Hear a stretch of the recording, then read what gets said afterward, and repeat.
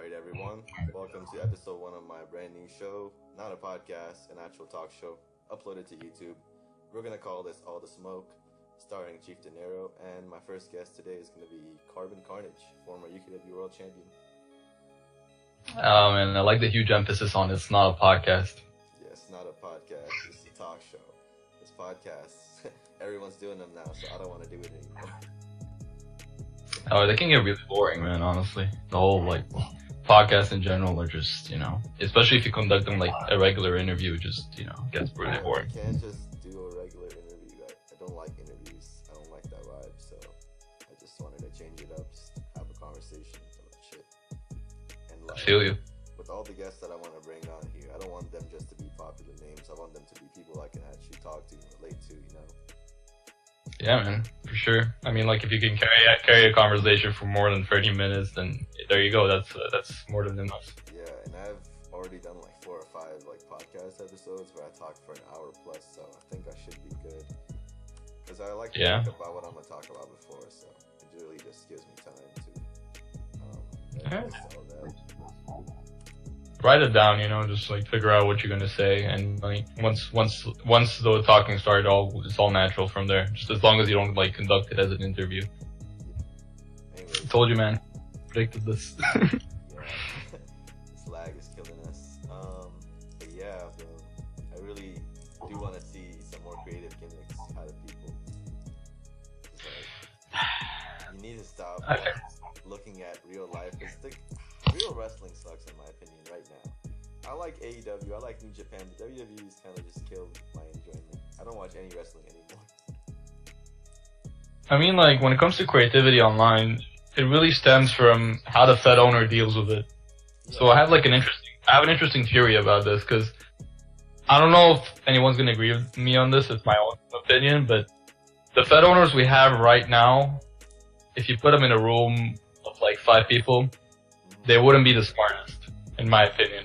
Yeah, I totally agree. Yeah, and I'll tell you why. Because when you look at the Fed owners that were actually perceived as really smart people, or people who knew what they're doing, you got Feds like TNX, you got Feds like UKW, you got Feds like RCW, RW, all the greatest Feds you hear of come back to the greatest minds, in my opinion. So I'll give you an example.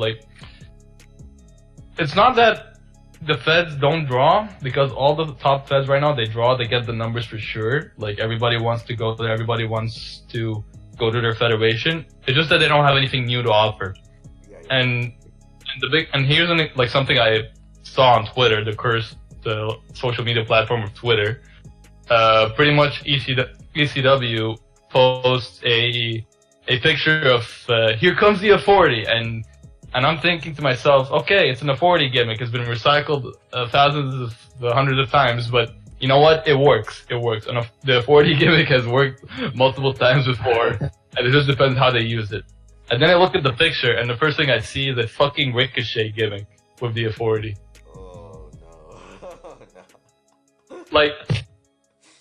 I'm not even trying to diss any of the federations whatsoever. I think they're doing a good job in terms of getting the numbers, but in terms of creativity, zero. There's nothing to offer. There's no new ideas. There's no new federation ideas. Yeah. APRW recently has Total Divas, and you see, here's what I think about this. Okay. The idea of it is that, and I heard Ken's reasoning behind it, and I agree with it, that, the women should enjoy it, but what's the point of women enjoying it when, you already know one of them is going to be exposed as a male, 2 months from now, a month from now. I think all the exposings already happened. I think people just stopped caring about that stuff by now. It was a big thing throughout the summer, but now I think everything's just normal now. Nothing in this community will ever surprise you now. So... Yeah, you become numb. You become numb to it. The first couple of times, you were surprised. No, what? No, but now it's just, now it's just nobody cares, because it's just oh look, another day at the job. You know what I mean? The other day I saw that Kylie Mirage was a boy, and I just had a little laugh for 5 minutes, and then I didn't care about it anymore. It's just normal. Dude, it's crazy. it's crazy because I actually, like, I remember seeing that as well, and I completely forgot about it like 5 minutes later until you just reminded me about it. Exactly, like, no one cares about it anymore. It's just so normal that people still don't like the women's division, but they don't care about their antics anymore. They just want them gone. Yeah, but like once again, it's subjective. You gotta look at it from their side as well, you know? You never know why they want to portray themselves in such a way. As long as they don't involve the people around them dangerously, that's when, that's fine with me. You can do whatever you want, but just don't. I don't care about their antics unless they hurt the whole community, and that's what a lot of it has been. But I guess recently things have just calmed down. There's no like sense of a war or anything between the two divisions. I think things are calming down. It's just. But that's the thing about wrestling. It all calms down and then boom, something just explodes out of nowhere. Yeah, something just explodes. That's what I was about to bring up with the whole ECW thing, right? That whole thing blew up. Everyone wants to leave ECW, and now DPV's opening his own fed. So that's the next big thing. Because honestly, I know you last spring, right? We had the whole ORW thing blow up with me and SDR and Ken, all these people. Now we're getting close to spring again, so let's just see what comes up this year. No, like once again with DPV opening a Fed, I think DPV is one of the smartest people like on the website, and I think if he opens a Fed and actually puts his mind to it, he can really do a better job than pretty much every federation right now. I'm putting it out there, because once again, looking back at federations and looking back at the people who run it, they're not the most consistent people, and their characters sometimes reflect the way the federation is being perceived. Like an example would be Ken. Ken is, like, when it comes to Ken as a character, as a guy that I talk to, super nice guy, smart. He's smart. He knows what he knows what he's doing, but very inconsistent. This dude can like post some weird shit on Twitter, like first out of nowhere, and then just post and then just heads back to business. And I see that with APRW. Like APRW is going on a good route, and then I see a fucking Total Divas thing opening up. I mean, I don't mind that idea. It's just that I asked Ken about it yesterday, and he told me it's gonna be on their YouTube channel, which is what bugs me. It shouldn't be on the YouTube channel, you know. That's an official YouTube channel that you're trying to make look like a serious thing.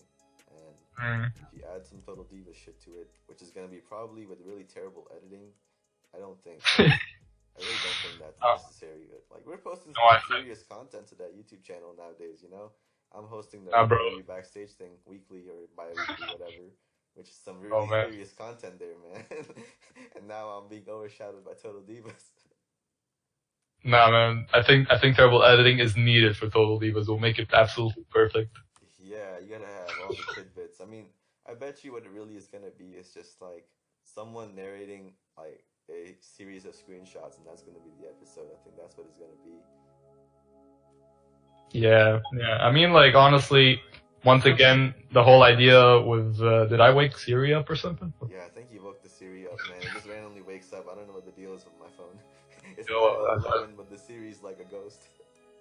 I fucking prime Siri, bro. Like, I reached all the way from there to, like, over to your phone. Holy shit. Every time I'm playing FIFA, the Siri wakes up too. I don't know. But yeah, like, once again, the Total Divas thing, you know, it didn't resonate with me at first, but I'll give like Ken the benefit of the doubt. Ken, like, Unstable Ken and Ms. Moxley, shout out to them, by the way. The APRW work they put in is great. And shout out to you as well for being a general manager and doing a good job there.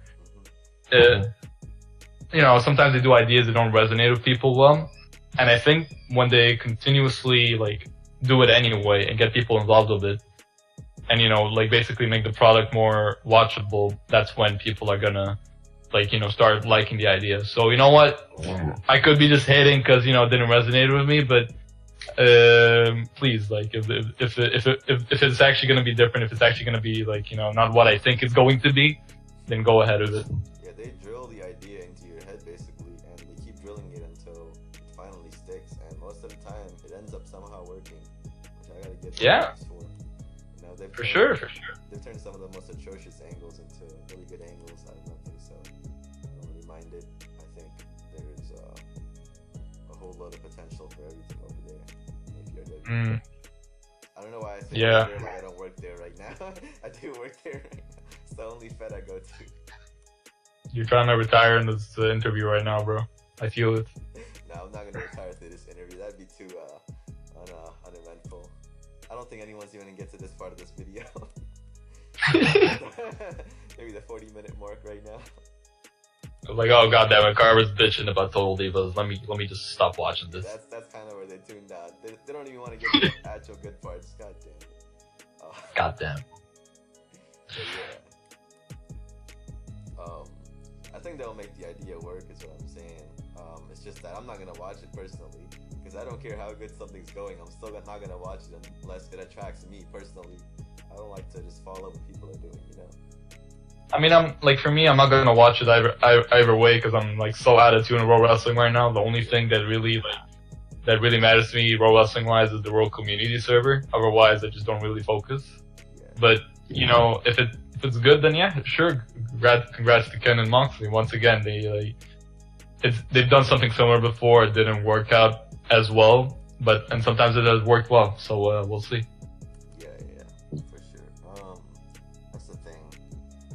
Feds can't do what APRW can do when it comes to making ideas stick.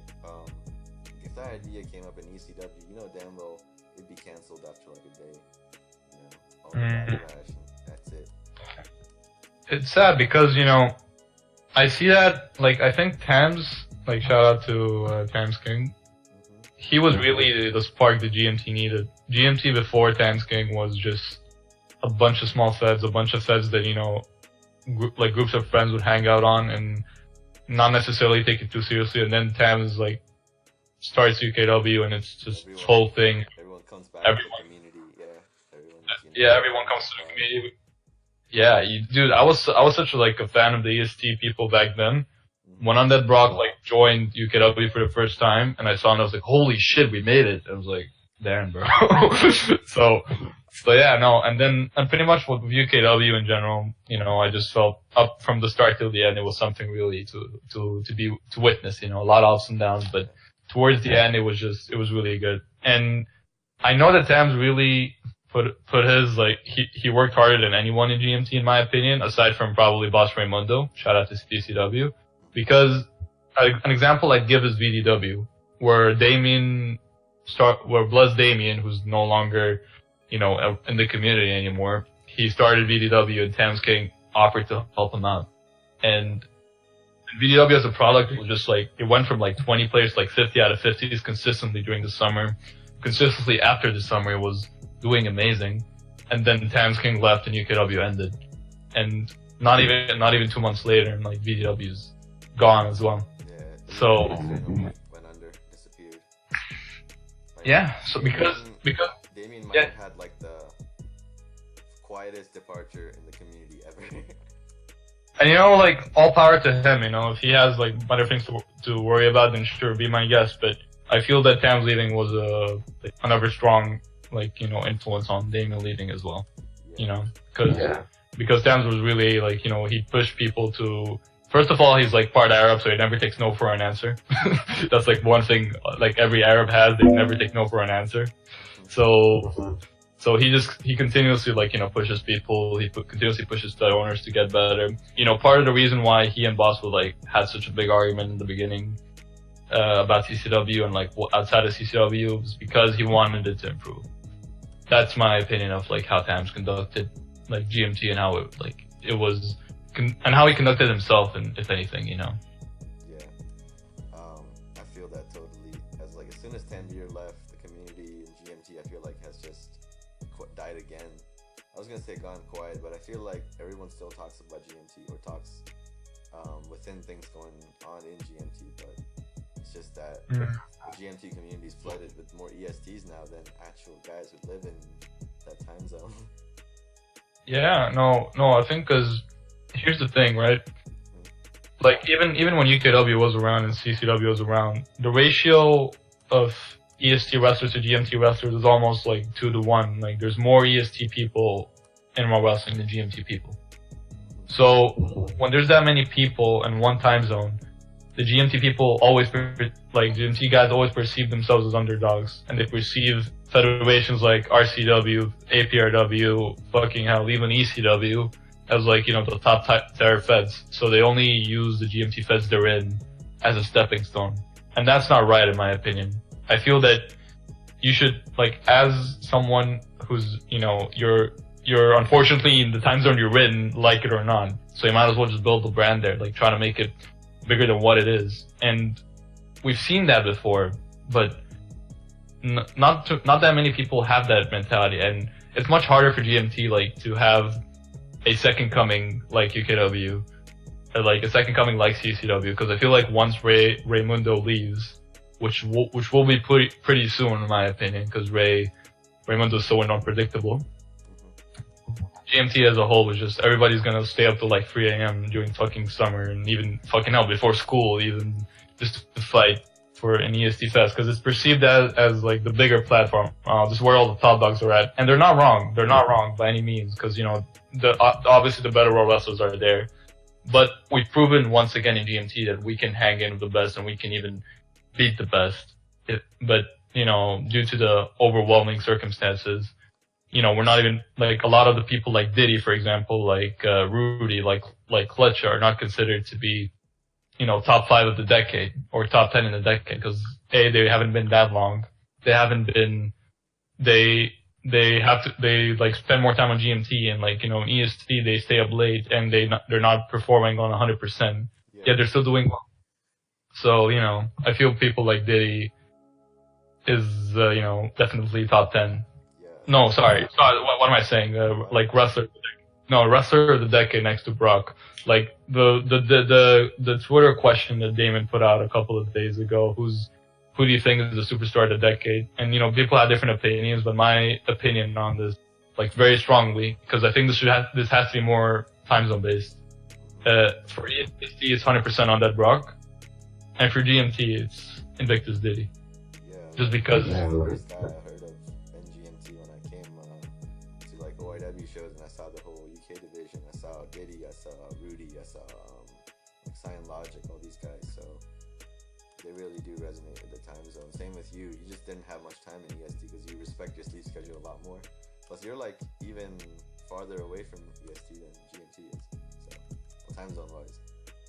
Oh no, I fucking tried it. I tried staying up till like TNX at like 4 a.m. back, like 3 years back, and I would lose my matches to like the most like obvious people. And yeah, and I know you tried this run in APRW as well, 2018, like early 2018, like the Mama Hall feud, and that never worked out.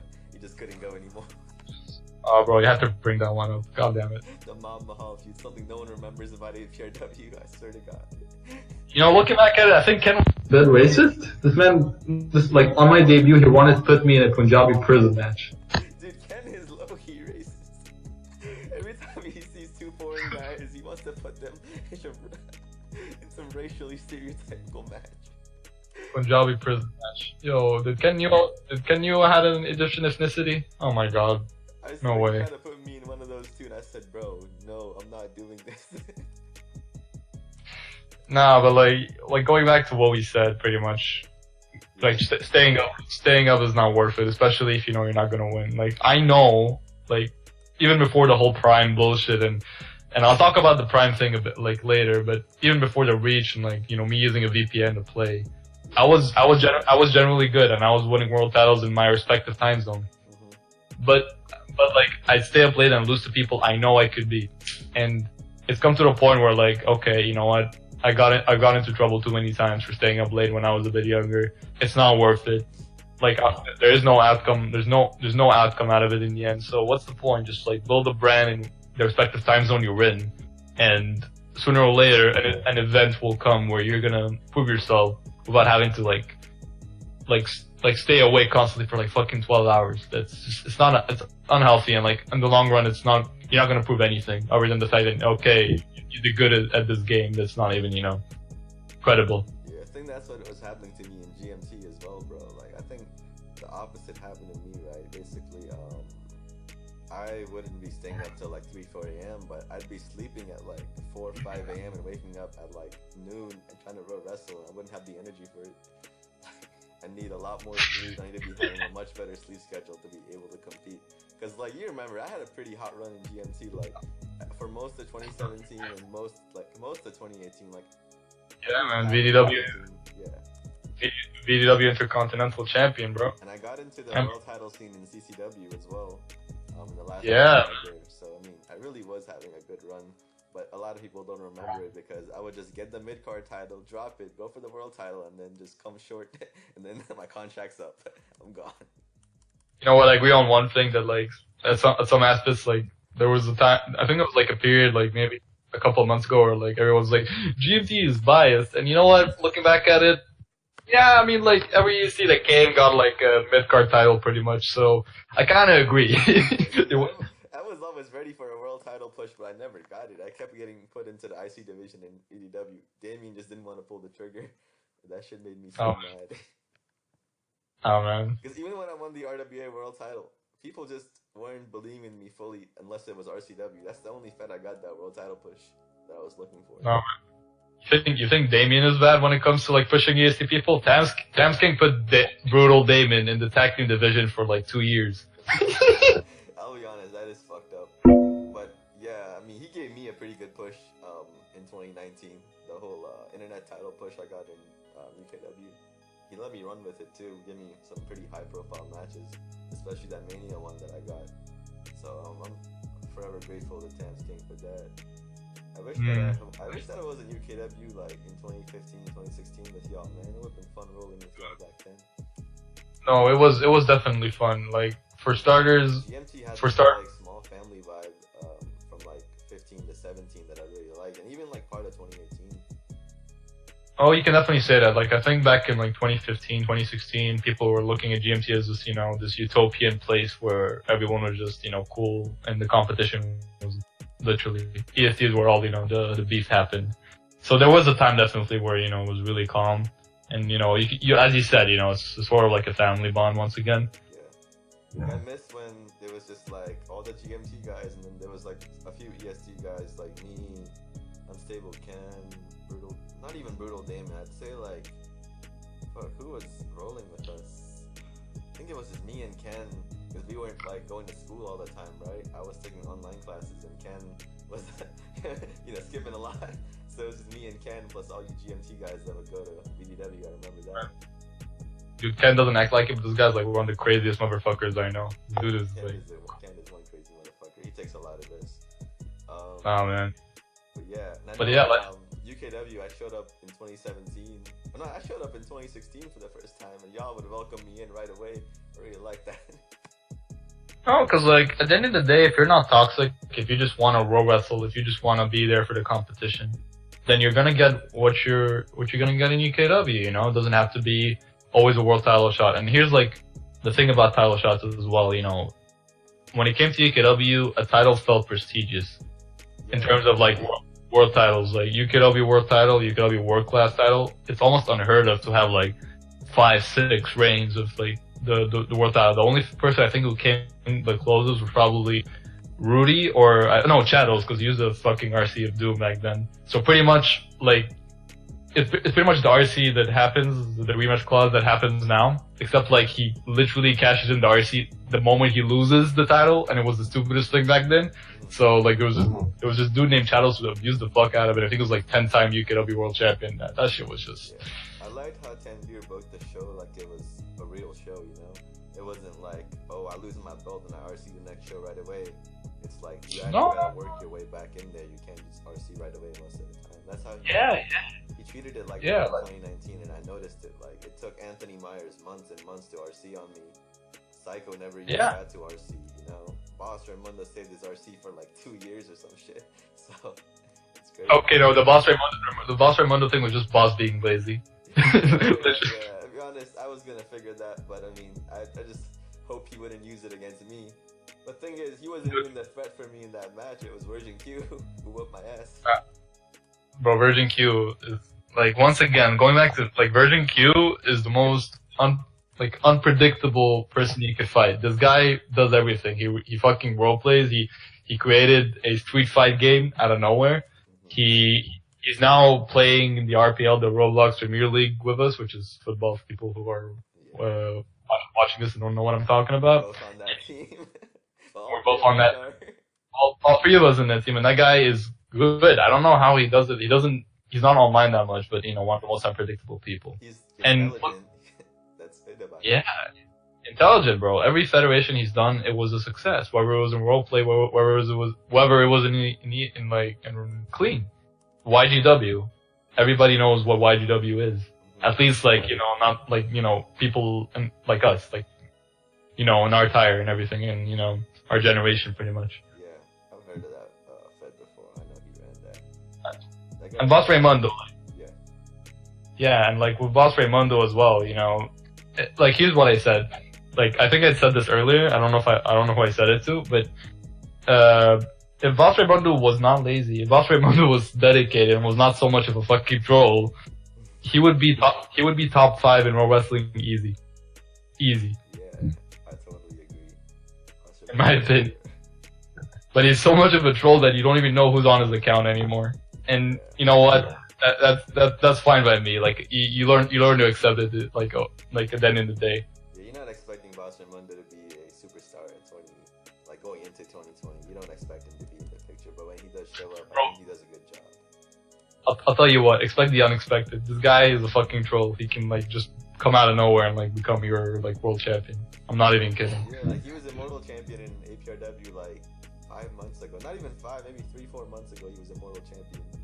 Yeah, like so unpredictable.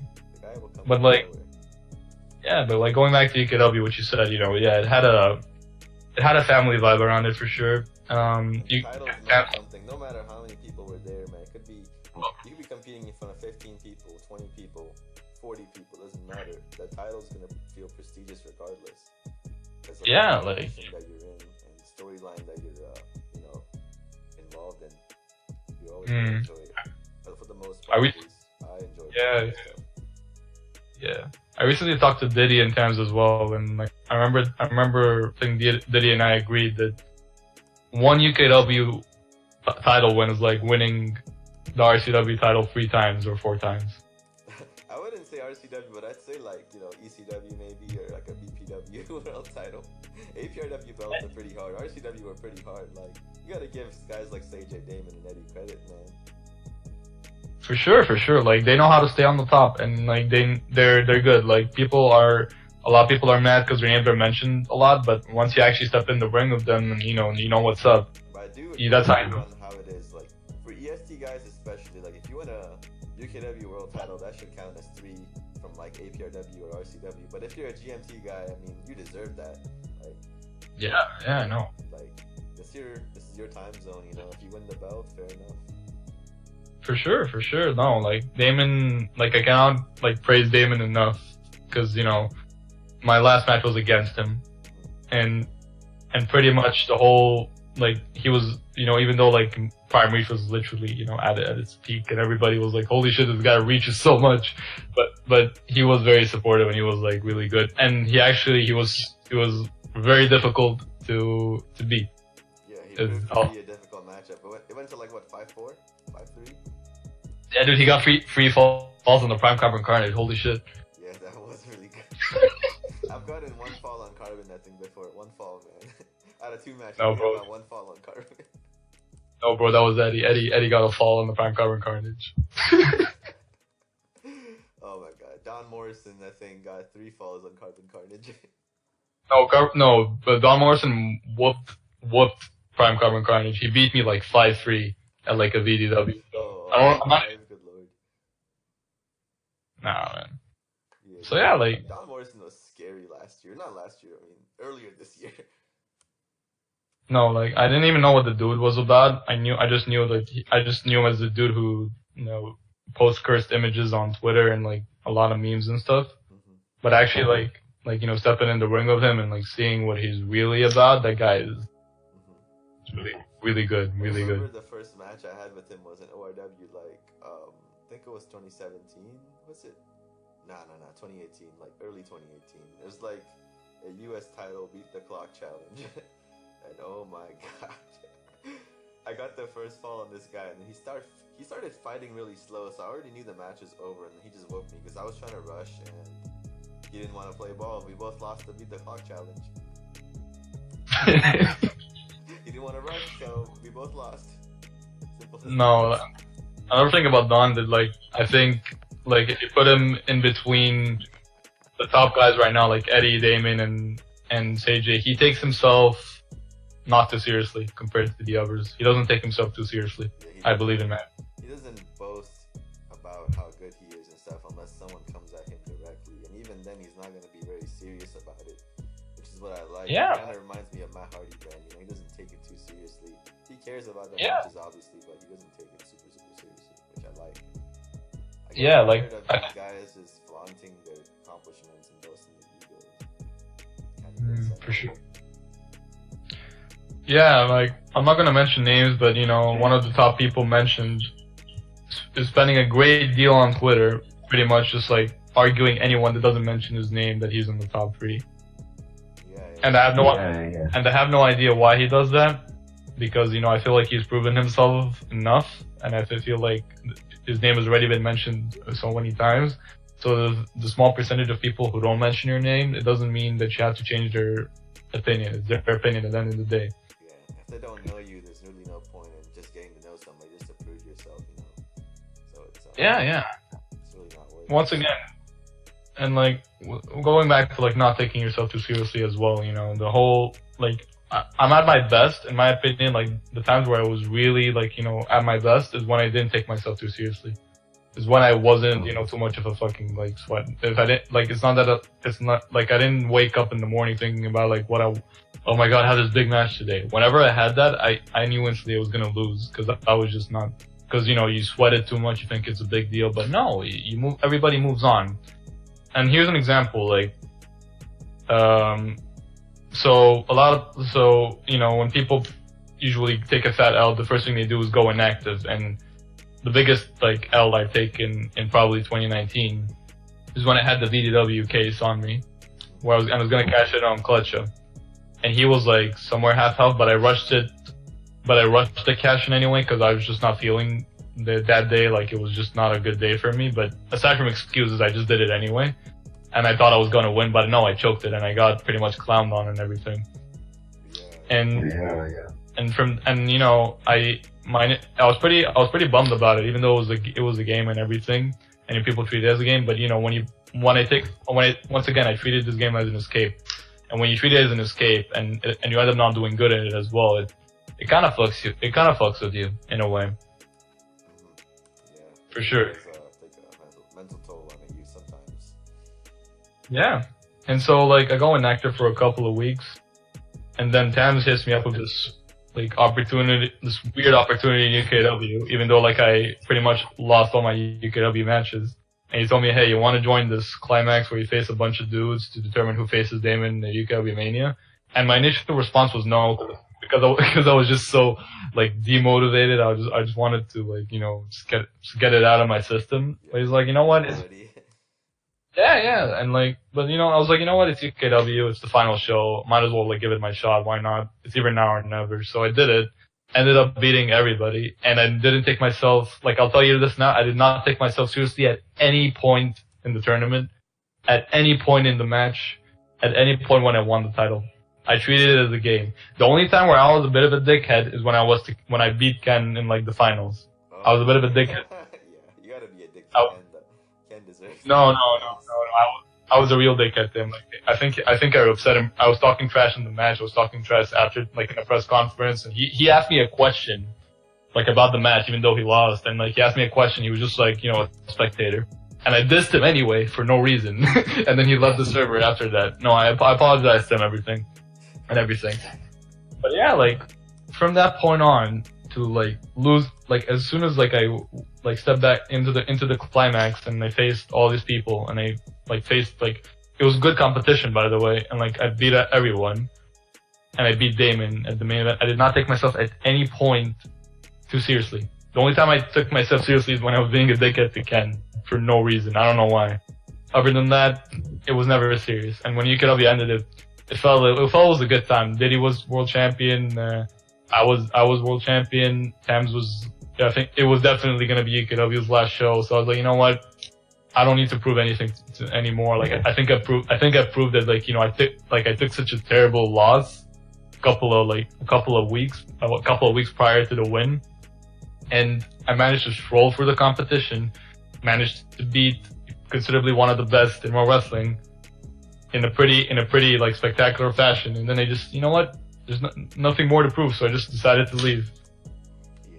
And it was pretty good. I think with that whole tournament, right?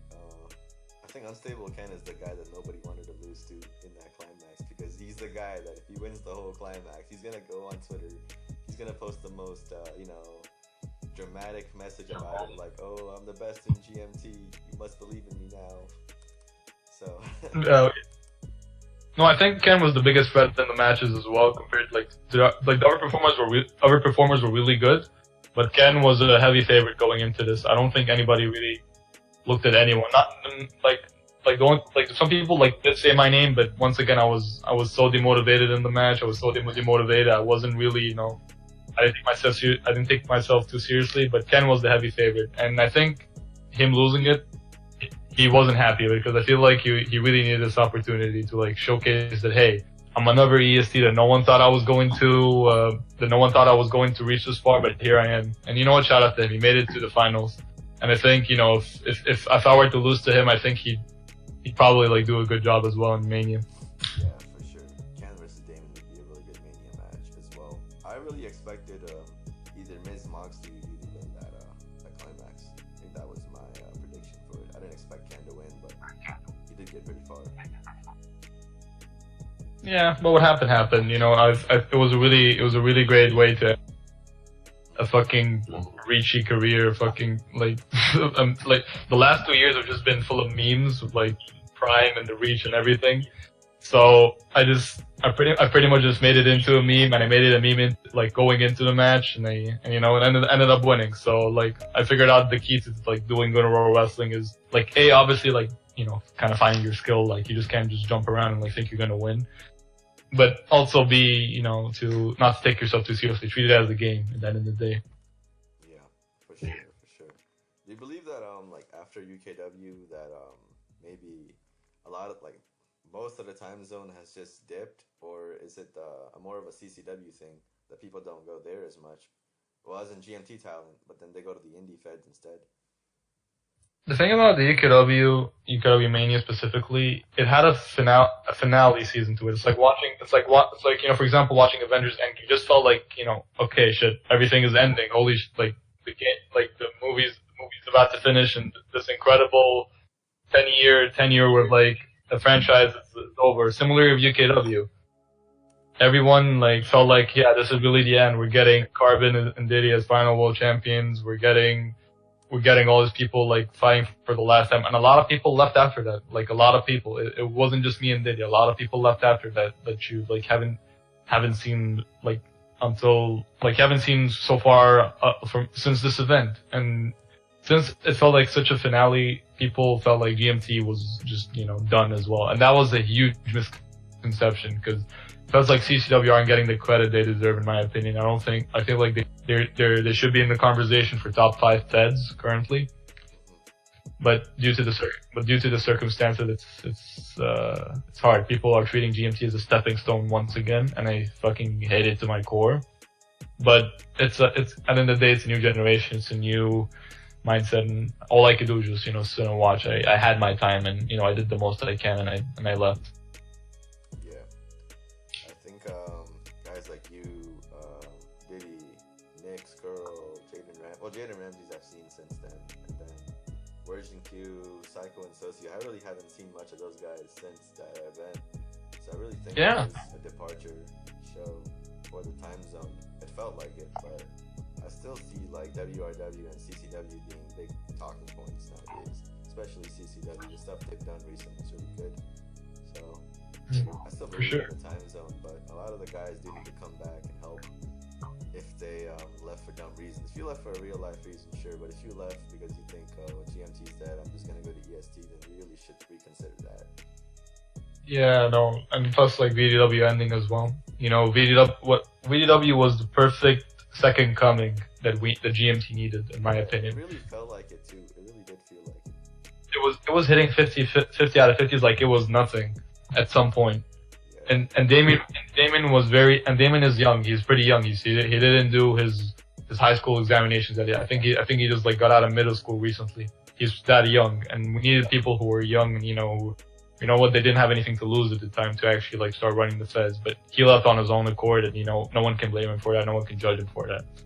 And so Damien leaving, we have a boss who's, you know, older than me, who's probably the same age as you, and pretty much, you know, I don't think boss can do this forever. I'm pretty sure like at some point he's gonna have to move on and do his own thing as well. So I'm like, I heard about WRW, but I'm not seeing any other feds that are making as much noise. There are feds like EWU by Ewan Rush. There's EWF by Beast Riley, but these feds aren't making enough noise. They're almost feds you just go to on your spare time, and that's not what feds are meant to be. Feds are meant to, you know, competition, you know, like just having fun, but now it just feels too much of a meme more than anything. Yeah.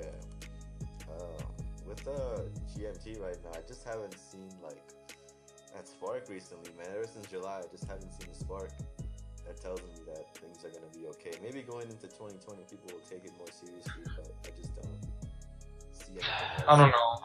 A lot of it's these bad. guys have just kind of just full-time transition to EST, it seems like. Giordano, I don't see him pop up in CCW very often. At least his name doesn't. Oh, I don't hear him winning a belt or anything. But in EST, he's really, you know, formed a name for himself in APRW. And even last year, he formed a name for himself in RCW as the last US champion. So that's the one, you know, big hope that GMT has. But he has to kind of go. He's having a Raheem Dinero run in EST currently.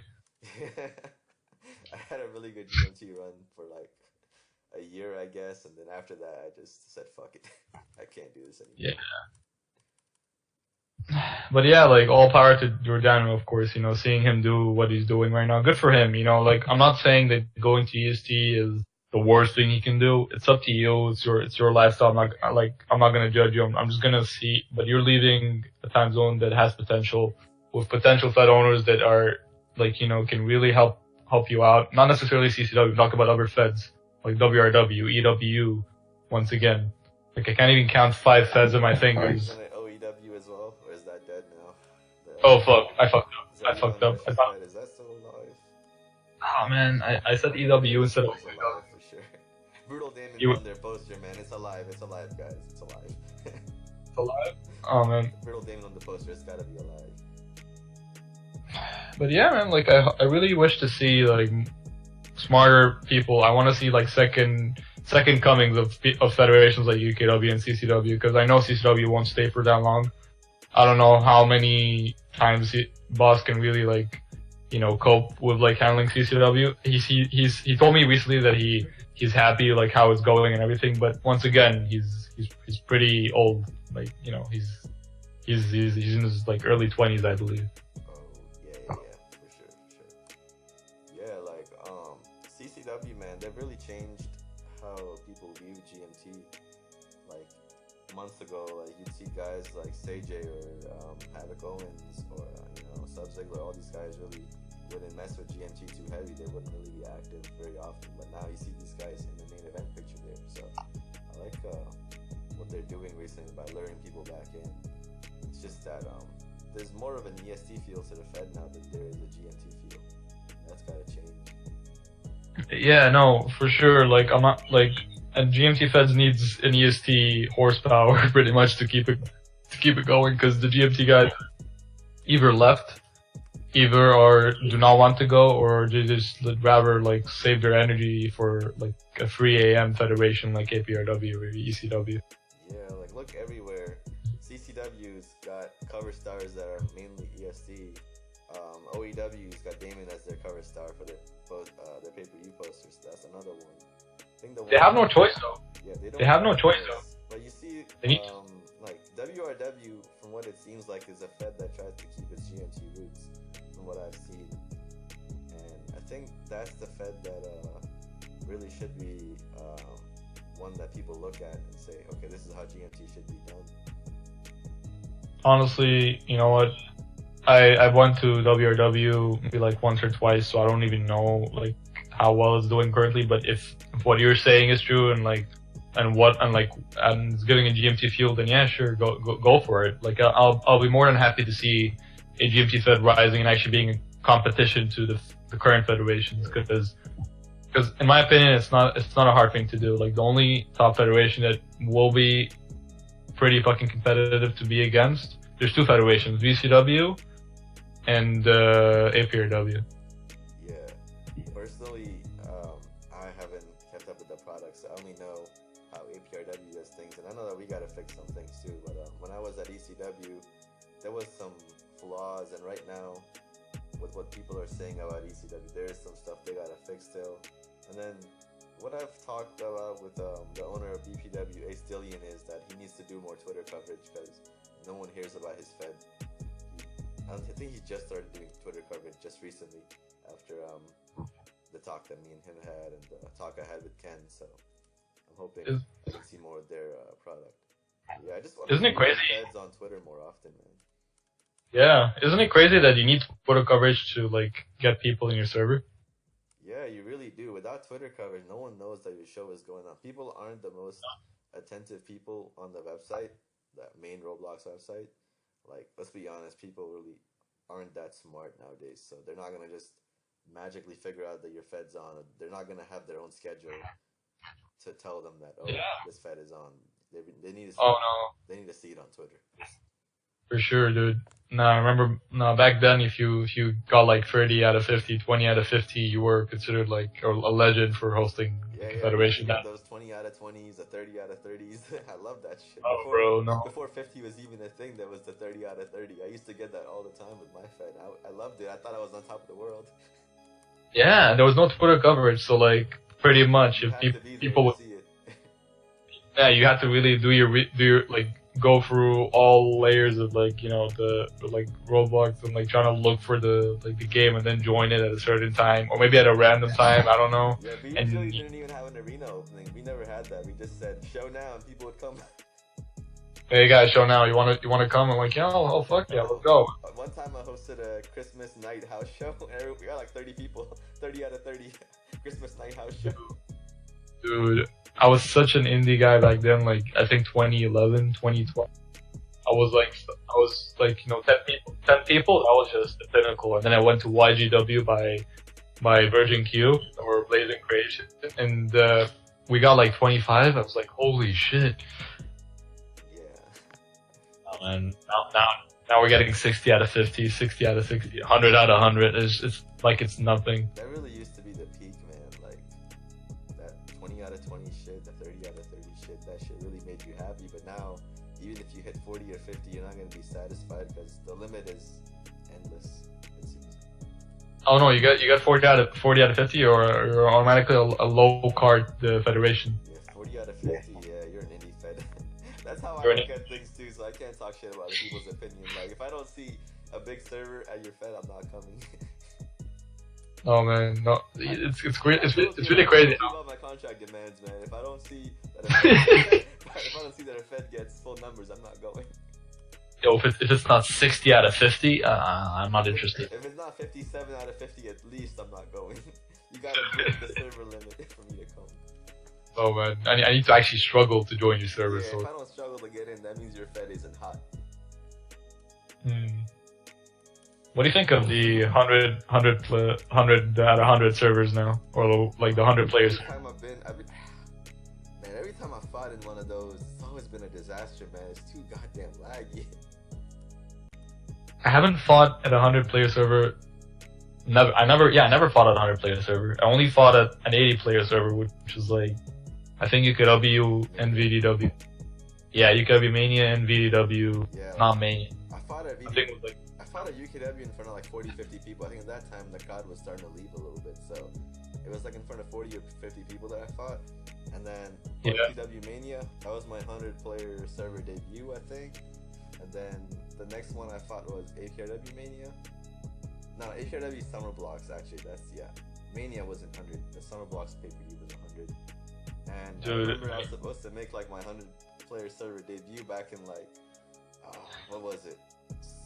RCW SummerSlam 2018. Yeah, I missed that because my flight was the same day. Wow. And I was leaving for a few months, so I was like, yeah, that I just missed my final booked appearance. That's just depressing. Imagine you miss your flight because you need to attend the show. That's peak. You need to smell your chair. You need to smell your shirt. You need to smell your hair. You need to like go through like all kinds of re-examination. Maybe if I was a millionaire, I would just say, all right, fuck this flight. I'll just book another one. But you know. Now, when a millionaire, you probably have your own jet. You know, you move on your own time. Yeah, I move at my own time. Fuck that shit. I'm not following no public commercial airline. Oh man, but yeah, 100-player servers is fucked up, dude. With my VPN and like the whole Prime thing, fuck that, bro. I would reach like the Fed owner was like standing by watching. Bro, you know the big guy is already talking about doing 200. Nah, screw off. I remember Ken. I think it was Ken who said that. He said something on Twitter maybe a year ago. We're gonna get a 200-player server, and I think I just replied to him immediately. I was like, no, stop. Just don't. Not just that, bro. I'm gonna get stage fright in front of 200 people. Alright, I'm just kidding. I'm not gonna get stage fright. But like, yeah. It's not even a matter of stage fright. It's like the thing about the new people and like people with the same mindset as Ken is they always think bigger is better. Yeah, bigger is not always better. I prefer, like, I know I said that if your Fed doesn't get a full server, I won't go, but that's the max. Like, above 60, I kind of get a little bit nervous with how laggy it's gonna be. Dude, I prefer a good ping figure. Thank you very much. Yeah, I do not want to fight in front of 100 people regularly. Same with 200, absolutely not. My limit is probably 70. If it's above 70, I know it's gonna be a bad night. Dude, when I fought at Mania against Damon, it was like an 80 out of 80. Mm-hmm. I genuinely could not see in front of me at some point during the match because it was that fucking laggy. Your reach is still taking you very far. You still could get him just because. Bro, honestly, how OP that shit is. Bro, here's the thing about reach, right? People always never look at it that way. If I'm reaching and it's fucking it up for him, that means that I'm also receiving the same kind of reach from his side. Yeah. People never think about that, They always think, it's one side reaching more than the other, but no, what Damon, like the damages I was giving to Damon or like anyone I faced is the same damage they're giving to me.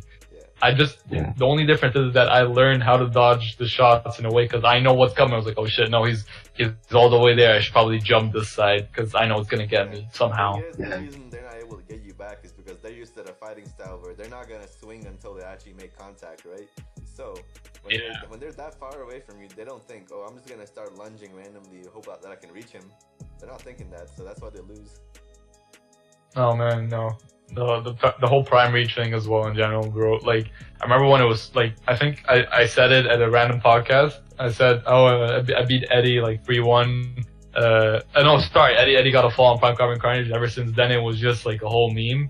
And I eventually made it into a gimmick because it was just that popular and everybody was just like saying Prime. So in a way, it worked out pretty good for me. But yeah, that Prime thing was fucking real, bro. It was like, there were days where it was like amazing. And there were days where it was just like, it did not work. It did not work well for me. Like, it did not work well for me when I wanted to cash in on Clutcha.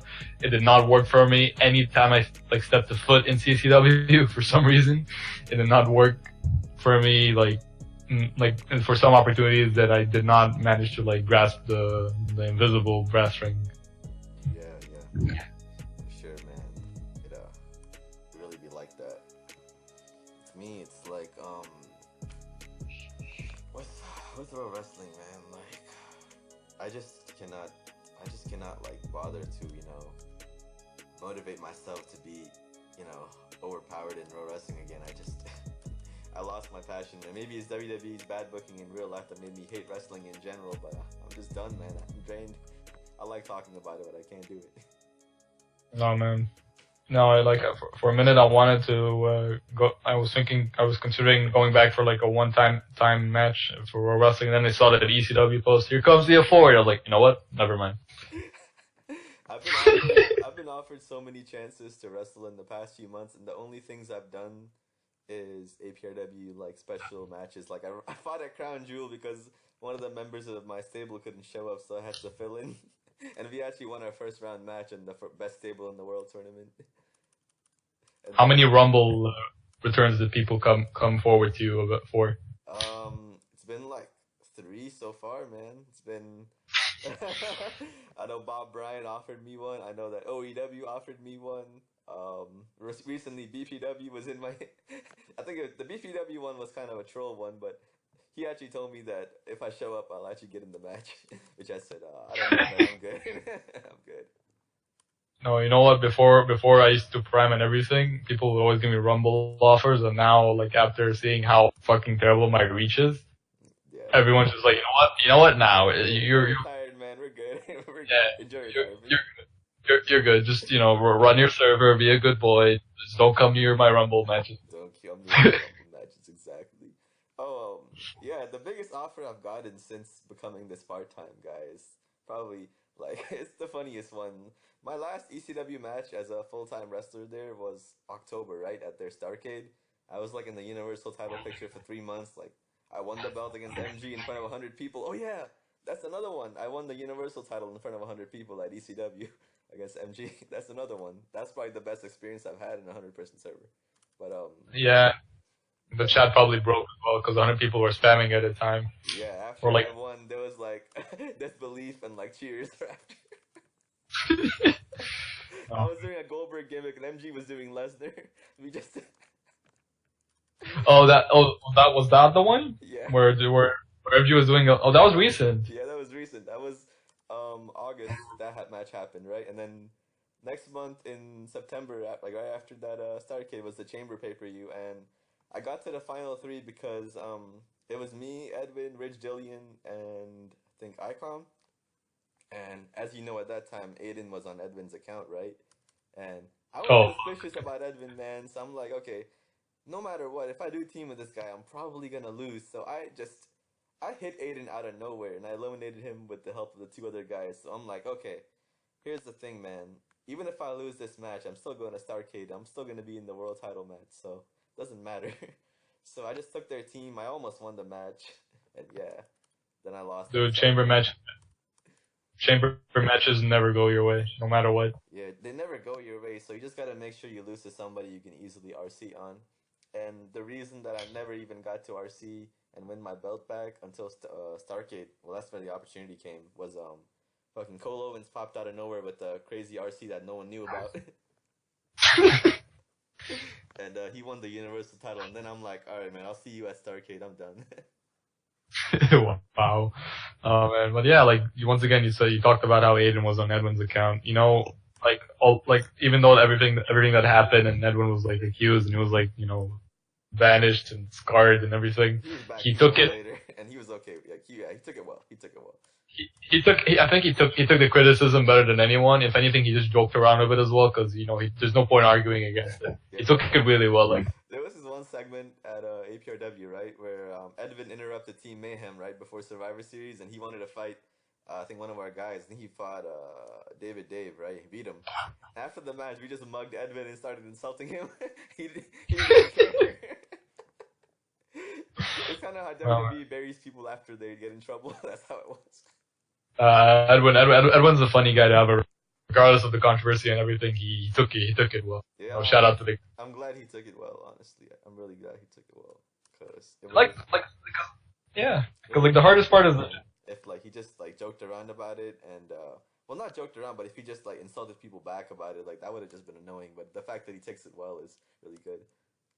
Yeah, and he didn't take himself too seriously. Once again, anything you do on this website, you take yourself too seriously, you're just gonna not enjoy your time.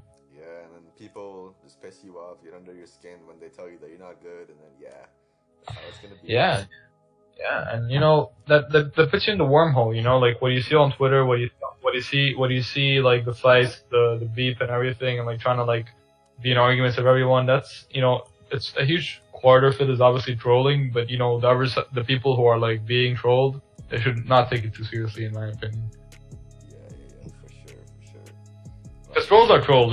They're not gonna go anywhere. I think Sam Tista is the biggest example of a fucking troll. He's trying his absolute hardest to troll, and I think people are not receiving it very well. But just don't take the guy seriously. The other day, Sam and I had an exchange at TNX. I think I was commentating.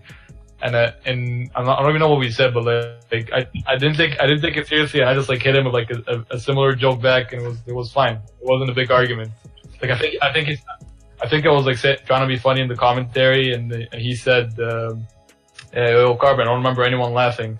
And then I told him, "Hey, Sam, how's your mom doing then nowadays?" And then he just brushed it off and moved on from it. Sammy is honestly a funny guy. You can't get trolled by him. You have to troll him back if you want to tolerate him, and that's what me and a lot of other people do. That's why Sammy is still around. That's why everyone still hangs out with Sammy, because if you can handle him, it's all good. He's a funny guy. Yeah, there's millions of Sammys out there, and then more people who are more extreme than Sammy, who actually like want to troll you just to make you feel bad about yourself. The internet doesn't come. The internet doesn't come with a handbook, so like you just gotta. With the handbook, it's not risk free. There's risk to being on here.